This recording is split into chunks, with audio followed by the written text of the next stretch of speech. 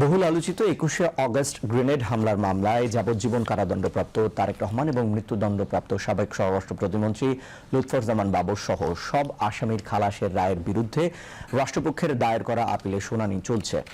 আজ সকাল ৯:৩০ থেকে প্রধান বিচারপতি ডক্টর সৈয়দ রেফাত আহমেদের নেতৃত্বে ৬ বিচারপতির আপিল বেঞ্চে এই শুনানি চলছে। রাষ্ট্রপক্ষে পেপার বুক থেকে পাঠ করছেন deputy attorney general barrister Abdullah Al Mahmud Masud.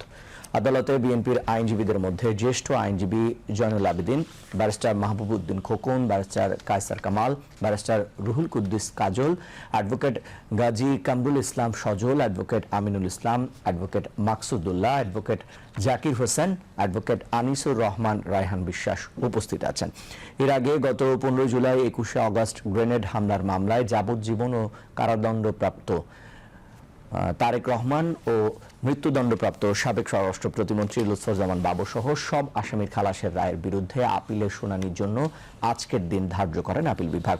গত ১ জুন ২১শে অগস্ট গ্রেনেড হামলার মামলায় যাবজ্জীবন কারাদণ্ডপ্রাপ্ত তারেক রহমান ও মৃত্যুদণ্ডপ্রাপ্ত সাবেক স্বরাষ্ট্র প্রতিমন্ত্রী লুৎফুজ্জামান বাবর সহ সব আসামির খালাসের রায়ের বিরুদ্ধে রাষ্ট্রপক্ষকে আপিলের অনুমতি দেন আপিল বিভাগ। হাইকোর্টের রায়ের বিরুদ্ধে রাষ্ট্রপক্ষের লিভ টু আপিল মঞ্জুর করে প্রধান বিচারপতি ডক্টর সৈয়দ রেফাত আহমেদের নেতৃত্বাধীন আপিল বিভাগে এ আদেশ দেন।